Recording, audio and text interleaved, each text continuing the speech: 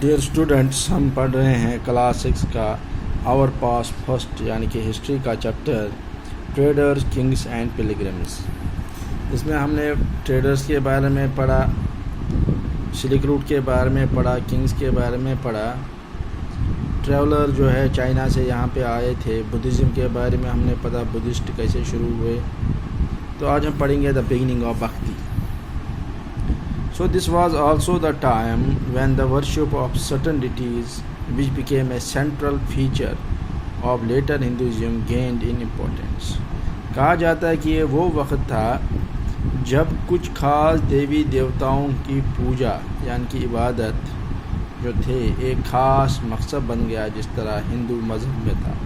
तो इसने एक इम्पोर्टेंट जो है ये शुरू हो गई। These deities include शिवा, इसमें शिवा थे, Vishnu and goddesses such as Durga. तो उनकी पूजा जो थी भक्ति मूवमेंट यानी कि भक्ति की जो शुरू हुई थी।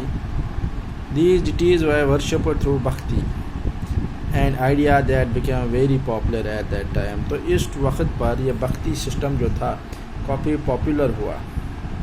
भक्ति generally understood as a person devotion to his or her chosen dt. भक्ति का माने है कि अपने जो उनके देवता थे उनके प्रति उनकी जो आदर था, सम्मान था, डिवोशन था। Anybody whether rich or poor belong to the so called high or low caste man or women could follow the path of bhakti. चाहे कोई भी हो, अमीर हो इसमें, गरीब हो इसमें, हाई कास्ट का हो, लो कास्ट का हो, मर्द हो, औरतें हो, वो इस पाथ पर जा सकती थी, फ्रीडम था वहाँ। The idea of bhakti is present in the Bhagavad Gita, a sacred book of the Hindus की सैक्रेड बुक जो है द भगवद गीता, उसमें इसका जिक्र है।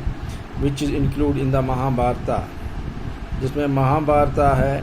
In this Krishna the god asks Arjuna his devotee and friend to abandon all dharmas and take refuge in him।